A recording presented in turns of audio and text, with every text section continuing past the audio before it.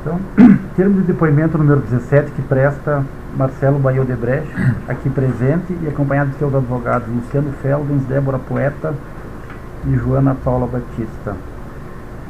Marcelo, eu peço que tu confirme se estes são os teus defensores por ti nomeados, e ainda se tu comparece aqui de forma espontânea e voluntária para contribuir com o Ministério Público no processo de colaboração premiada celebrado com base na Lei 12.850 de 2013.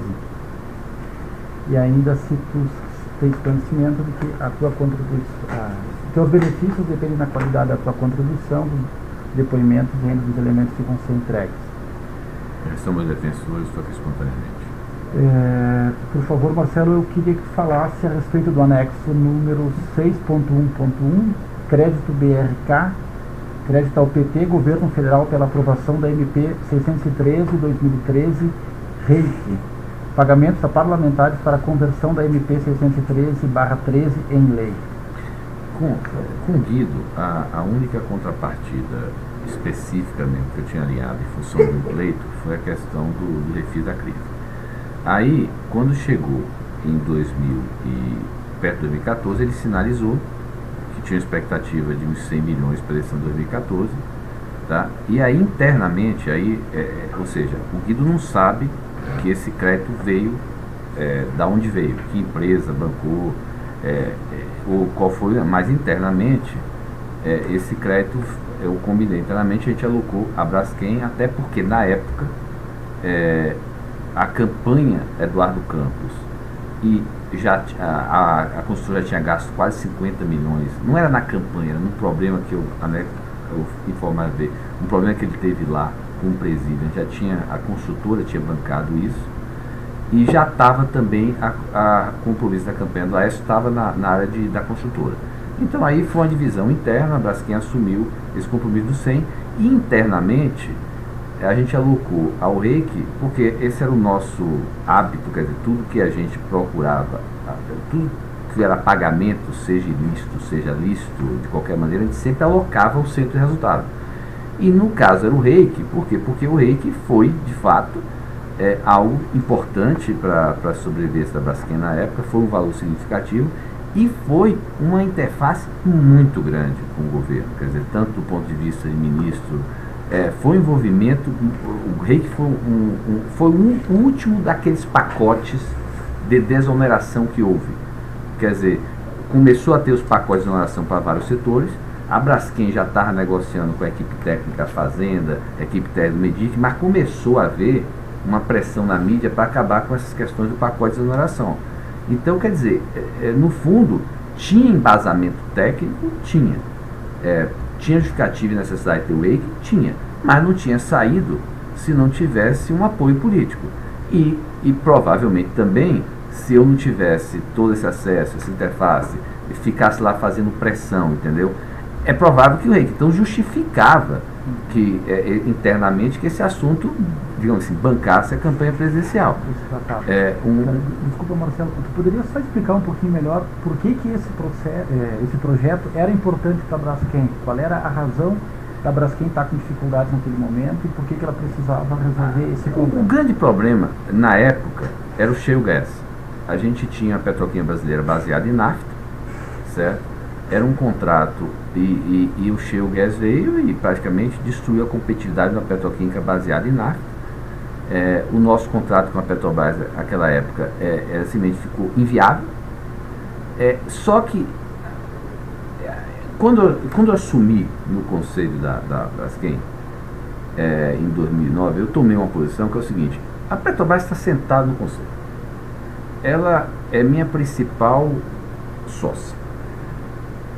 A principal interface da Braskem é com a Petrobras na negociação da matéria-prima. Só que não adianta a gente ficar brigando. Se a Braskem ficar brigando com a Petrobras pelo contrato, não adianta. Então, eu tomei o partido de que lá dentro, eu avisar os conselhos da Petrobras, olha, eu não vou ficar incentivando brigas com a Petrobras sobre matéria-prima. Vamos tentar buscar da desoneração fiscal. Ou seja, é uma maneira de unir a agenda, porque eu sabia o seguinte: por mais relação que eu tivesse, seja com o Guido, seja com a Dilma, a Graça tinha muito mais do que eu. Então não adiantava, se eu fosse brigar lá para tentar melhorar o contrato de matéria-prima com a Petrobras, eu sempre ia perder. Então, o que eu fazia? Vamos juntos. A única maneira que eu tinha de ter um consenso entre Petrobras e Odebrecht para ir junto brigar por uma redução do custo da matéria-prima na Braskem era a desoneração fiscal. Como estava tendo várias exonerações fiscais, nós embasamos tecnicamente a questão da desoneração fiscal. Essa desoneração fiscal da Braskem, é importante entender assim, a Braskem é o primeiro elo da cadeia. Então, não era necessariamente só para a Braskem. A Braskem recebia esse benefício e uma parte desse benefício era repassado para a cadeia, até porque a cadeia toda sabia. A negociação, inclusive, não se dava só com a Braskem, se dava com a Biquim. E todos os clientes sabiam, quando a gente ia receber essa desoneração fiscal, que uma parte, eles também cobravam redução no preço deles. Então, no fundo, toda a cadeia petroquímica se beneficiou dessa desoneração fiscal. Agora, a Braskem era, digamos assim, era o primeiro nome, era quem mais estava à frente, mas a Biquim estava junto com a Braskem. Agora, então tinha embasamento técnico, tinha legitimidade, mas é aquela história. Também você tem vários projetos no Brasil que tem legitimidade, tem embasamento técnico, mas se você não tem acesso ao REIQ, você não consegue aprovar. Então, é difícil precisar, se com todo embasamento técnico, com toda a justificativa que havia para sair o REIQ, se ele ia sair, se a gente também não tivesse o acesso que tinha para fazer esses nossos pedidos, entendeu? Então, essa questão é difícil. Você acaba não sabendo se você teve aquilo aprovado porque tinha um embasamento, tinha legitimidade, ou porque você tinha acesso ao poder, que no fundo era porque você era grande doador. Exemplo, o REIQ, por exemplo. Eu me lembro assim, os pacotes estavam acabando. Então, na mesma época, foi negociado o pacote de etanol. O pacote de etanol era um pacote que tinha muito mais pessoas envolvidas, porque aí a Odebrecht Agroindustrial é uma parte do setor, pequena. Nós éramos o segundo ou terceiro player, mas vários players. A única estava na frente. Então, por exemplo, o pacote de etanol não tinha a cara do Odebrecht. O REIQ tinha, porque era a Braskem. Braskem era quem mostrava a figura. Então, por exemplo, o pacote de etanol era uma coisa mais difusa.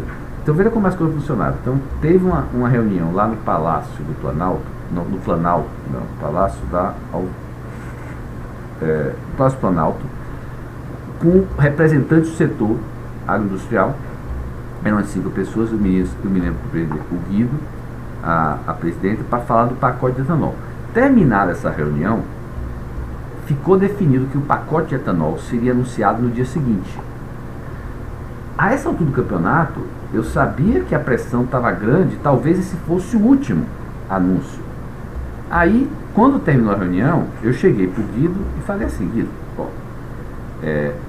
veja bem, se você vai anunciar o pacote de etanol, o REIQ já está mais do que discutido com as equipes técnicas, já está mais do que aprovado. Anuncia junto, porque se não anunciar junto, vai ter bombardeio em cima do pacote de etanol, mais uma desoneração, e depois vai ficar mais difícil. E aí foi anunciado junto.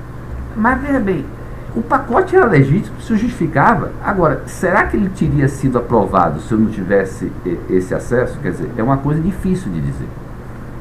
Mas esse pacote ele ficou vinculado a uma contribuição. Ele ficou... Não ficou. Ele não ficou. Nunca é aquela história. Fora a questão do refis da crise, eu nunca mais tinha... eu nunca mais acertei nenhuma contrapartida com o Guido. Mas é aquela história. Ele sabia que eu era o grande doador, ele sabia que eu ia... E a partir do momento que eu tive com ele, ele começou... Eu tinha acesso a ele. Quando eu pedia para ele para aprovar o REIQ, ele sabia que ele estava falando com um grande doador. Ele sabia que ele estava falando com alguém que recorria. Ele sabia que ele falava com alguém que dava dinheiro a João Santana. O fato de anunciar e aprovar o pacote mesmo junto com o etanol é porque ele já sabia que ia receber em troca. É isso que você está querendo dizer? Eu acho que... Eu não sei se ele sabia que ia receber em troca daquele pacote, mas não, ele sabia... Ele sabia que ia ter sempre em mim, ou seja, ele sabia que se lá na frente eu não concordasse com o valor, ele sempre podia voltar lá e dizer, aquele pacote foi importante para vocês, ajudei. É aquela história, você acaba não precisando ele com certeza não precisava usar o argumento, eu não precisava usar, mas ficava, aquela história, sabe? Você tem o argumento, mas não precisa nem usar ele. Entendi. Mas a Braskem, ela era o primeiro elo dessa indústria química, né? Ela era, eu até acredito que a única compradora do... Exatamente, aí ela era a única compradora, então o benefício ia primeiro para ela, e aí ela repassava uma parte do benefício para a cadeia. Mas era a principal... Ela era quem recebia o benefício, ela tinha obviamente que repassar, porque essa negociação se deu, para ter todo esse embasamento, para ter todo, você mobilizou toda a associação do setor, a biquíni. Tá, e aí então foi editada uma medida provisória para regular esse benefício. E aí, como toda medida provisória, é aquele problema. Sempre havia buracos, aí você aprovava uma coisa no Ministério da Fazenda, aí ia para o Congresso. No Congresso, quando o pessoal percebia que tinha o interesse das empresas por trás, você sempre tinha.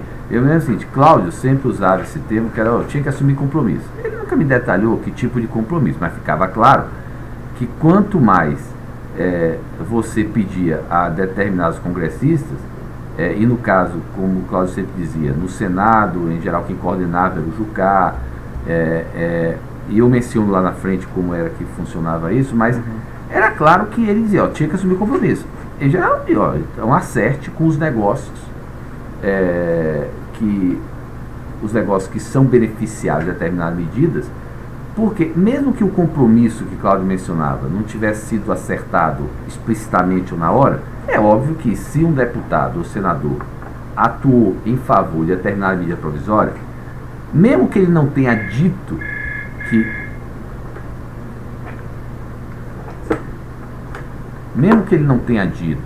que demandaria um recurso por conta daquela medida, criou expectativa. E lá na frente, ele ia cobrar. Então, e eu dizia sempre para Cláudio, cuidado, porque, veja bem, você começa a usar, por exemplo, o Jucá. Mesmo que você não acerte com o Jucá, que é 4 milhões por conta dessa medida provisória, aí você cria expectativa. Lá na frente ele vai pedir um valor absurdo para a campanha, e aí não vai aparecer ninguém para pagar. Então, já alinhe, já autorize com os negócios que são beneficiários de cada medida aprovada no Congresso, uma expectativa que esses negócios vão bancar lá na frente em relação a candidaturas. São esses 100 milhões que, em razão do tempo e do esforço que o colaborador teve nessa interrupção e do período de interesse da Braskem de se regir, conforme garantiu a competitividade do setor da Braskem, até pela magnitude do tema, do peso do estrangeiro colaborador, ficou responsável pelo pagamento de 100 milhões a PT, governo federal do valor global acordado pelo Guido Mantega, que foi da Brasil e pós Itália. Isso foi na minha conversa com a Braskem. Quer dizer, com a Braskem a gente combinou que eles assumiriam isso por conta também daquela questão que a construtora já estava bancando a campanha. Mas eu nunca explicitei isso ao Guido, nem precisou, entendeu? Aí também tem que o colaborador reconhece, porém, que a negociação desse incremento pode ocorrer com o Guido Mantega, que fizeram a campanha presidencial de 2014, e deu no período em que o colaborador mantinha com eles tratativos. Queria que desse uma explicada nisso. É o que eu digo, a história, eu não precisava explicitar, mas nesse momento da negociação do Reiki, coincidiu também com o momento em que o Guido estava dizendo, Marcelo, eu tenho expectativa de tal valor. Por isso que o valor, esses 100 milhões eu aloquei, porque a essa altura do campeonato já tinha acabado os 50 milhões. E ele já estava me dizendo, Marcelo, eu tenho expectativa para a campanha. Mas ele não deu números. Não, ele me disse, eu tinha expectativa de 100 milhões. Por isso que eu aloquei 100 milhões aqui. Ele disse então, tinha. O Mantega disse que tinha expectativa de 100 milhões. Porque, veja bem, o que aconteceu? Quando foi do refis da crise, ele me disse que tinha, ele pediu a contrapartida de 50 milhões. Que ele só, para a campanha 2010, mas que ele acabou não usando, e só começou a usar a partir de 2011. Então, quando ele começou a usar, quando o Palocci saiu, ele começou a usar por conta dos 50 milhões. Quando chegou perto da campanha 2014, eu não sei precisar quanto, os 50 milhões já tinham ido embora. Sim. Aí ele me disse, Marcelo, você sabe o seguinte, a campanha está se aproximando, eu tenho uma expectativa de uns 100 milhões aí para vocês. Mas em que momento ele falou dessa expectativa? Lá no momento que vocês estavam negociando? Não, em algum momento, não sabe. Se olhar a minha agenda com ele, a minha agenda com o Guido nunca foi assim Isso em troca disso, Tá, fora tá, a questão do refis da CRIV. tá.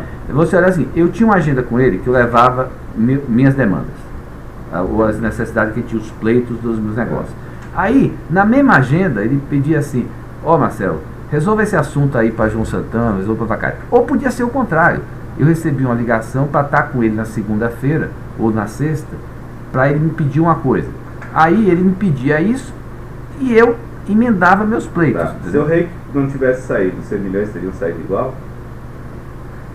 É provável que eu tivesse chiado mais. Quer dizer, é provável que se eu não tiver, naquela época a gente tinha tantos outros problemas que ele não estava resolvendo, que se o rei que não tivesse saído, é provável que eu tivesse criado dificuldade, não tivesse dado esse valor de 100 milhões. Tá. É provável.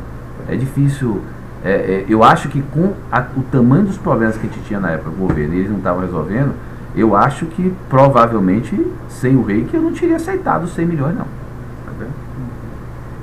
Tá. Marcelo, Até por isso a justificativa nossa de alocar esse assunto à Braskem. Ok. É difícil, eu acho que eu não teria aceitado os 100 milhões. Tá. Marcelo, eu queria que tu explicasse quem na Braskem era o responsável por essa negociação. Foi o responsável. Falasse do Cláudio Melo Filho. Olha, Mas as na intervenções no Congresso, todas as negociações no Congresso eram conduzidas por Cláudio, que ele buscava a autorização dos negócios do respectivo executivo Aham. que na empresa tivesse encarregado dessa negociação. Podia ser ou ele ou um diretor específico da área, eu não sei precisar, o Cláudio com certeza sabe quem autorizou ele. Isso é fácil perceber, porque é o seguinte, quem pagou, na nossa cultura, quem paga autoriza. Então, provavelmente lá no sistema lá hoje deve ter da onde saiu o dinheiro para pagar tal deputado, tal senador. Quem pagou foi quem autorizou. Tá. Falasse aqui deputado e senador. No processamento dessa medida provisória no Congresso, teve alguma dificuldade, algum problema, alguém criou alguma situação? Eu não sei precisar se há problema, algumas vezes. Tá, porque se tu referes no anexo, desculpa te interromper, que tu avisasse a Guido Mantega que ele deixou muita coisa para ser resolvida no Congresso. Pronto, Isso então, gerou perfeito. uma série de demandas. Então, o que acontece, eu não sei precisar cada medida específica. Aham. O que acontece é o seguinte, em algumas medidas, as coisas saíam uma explicitação ou outra, saía da fazenda meio desarrumada, meio dúbia, que podia gerar questão. Então no Congresso você ia e ajustava algumas coisas, entendeu? Alinhava com a fazenda, mas na hora que você pedia isso aí, o deputado, o senador, sempre criava expectativa.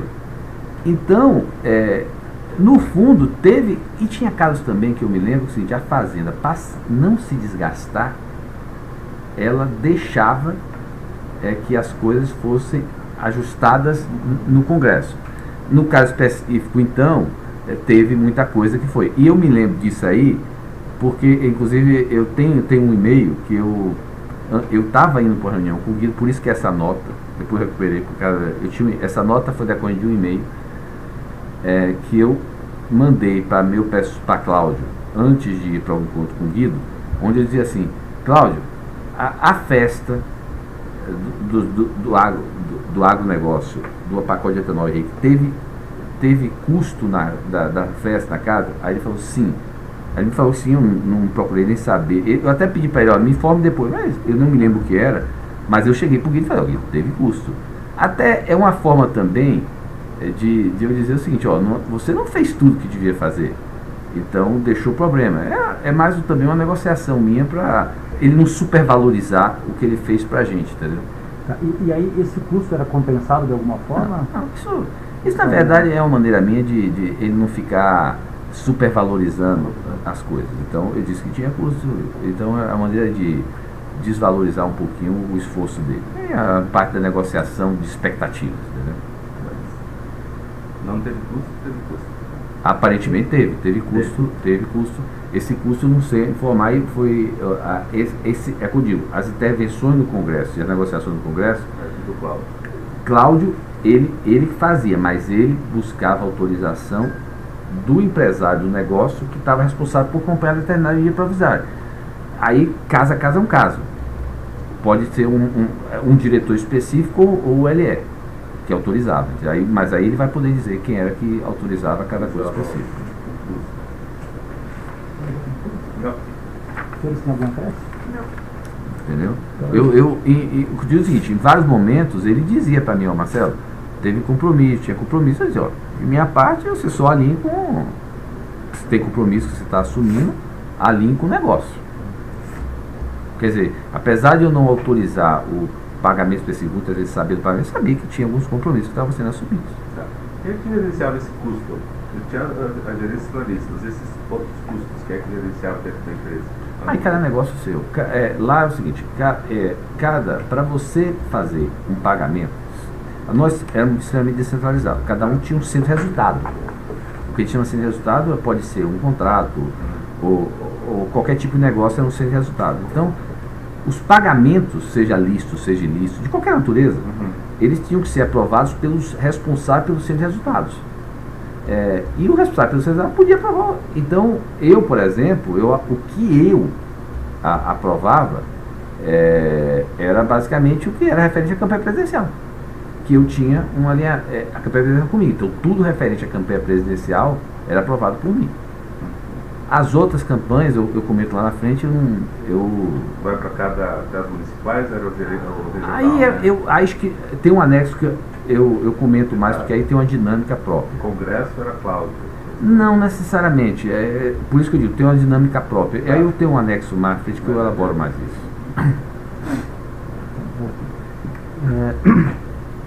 Dou por encerrado o depoimento número 17 do Marcelo Odebrecht.